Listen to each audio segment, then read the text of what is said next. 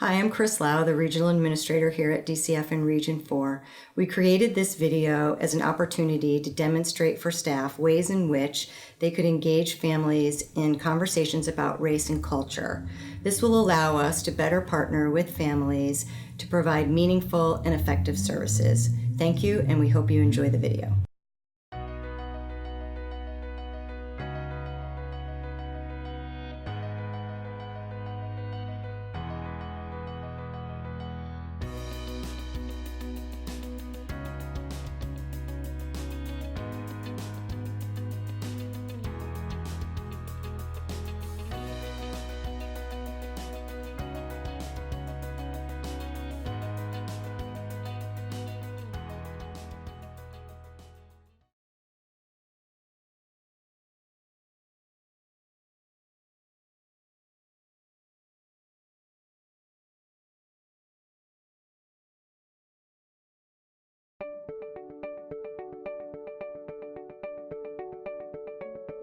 I think that if you start off with asking the family questions about who they are, what do they acknowledge as their race, their ethnicity, get them to talk about themselves, the level of resistance, if there is any, starts to lower down. So they see you as learning about their culture. They take this as an opportunity to impart their knowledge on someone else so that you in turn can impart that knowledge on your coworkers.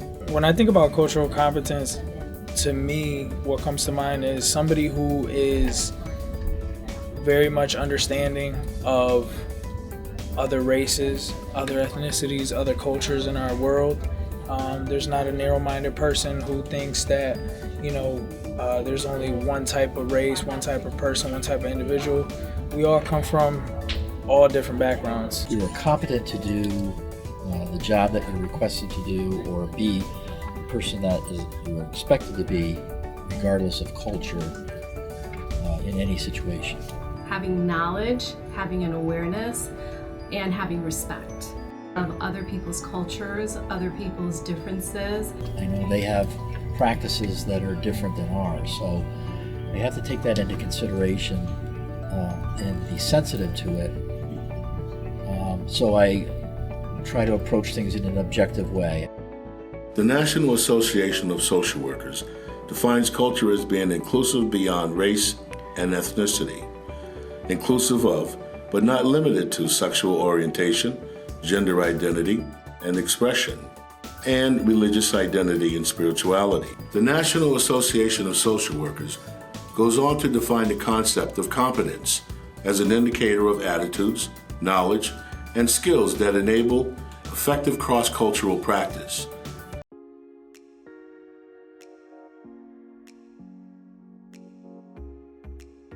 I address my families by their Mr. in their last name. I ask my families, is it okay if I can reference them by their first name? I don't assume anything. I don't walk into a home and automatically shake someone's hand. I try to respect people for who they are, regardless of how they dress, how they talk, the color of their skin, and especially as I'm representing the state of Connecticut, that we want to be able to get answers from people and not cause them to be negative towards us or frightened or anxious in any way. I think being culturally competent is just really being comfortable in your own skin and knowing how to deal with people from different races. I know that having worked here for so many years, it's always very hard to really get at the root of someone's bias and how they feel. And it does kind of take you to places where you're uncomfortable. So I think being competent is just really a way of saying, I'm comfortable asking these questions.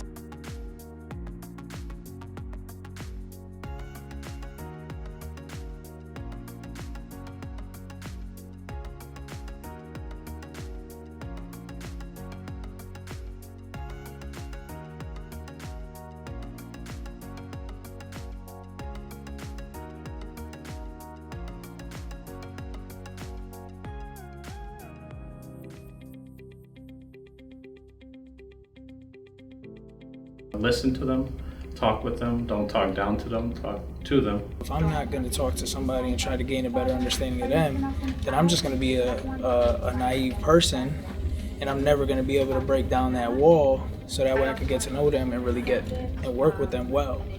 Everybody has their own faith. It helps guide them to where they need to be in life. You know, it's just like when I meet people investigate, I'm an investigator. So when I investigate people, I don't judge them by their religion, like, oh, you know, oh my God. It does help you though, understand like where they're coming from, because some people are to the book on the religion. So then you know what their ideas are, what their beliefs are, what they're thinking. So it makes it a little bit easier to kind of understand that. I really do try to be open and honest. I meet people where they're at if they are hesitant to even broach the subject, because a lot of folks ask, you know, why do you want to know my race? I want to know because I am interested. I want to know so that I can make better informed decisions. Just really have an open mind to listen. DCF continues to provide its employees with tools to address explicit and implicit biases, such tools as checks and balances, which entails two elements. The first element is employees participating in self-check. The second element is employees participating in a supervision check. A self-check consists of 4 internal questions you must ask yourself to assist you with self-reflection.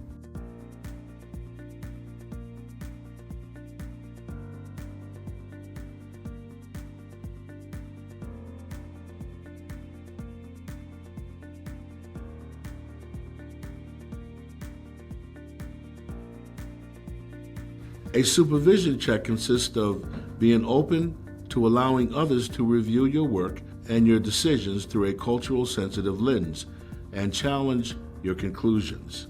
A supervision check most likely will occur when your supervisor or another unit reviews your case files.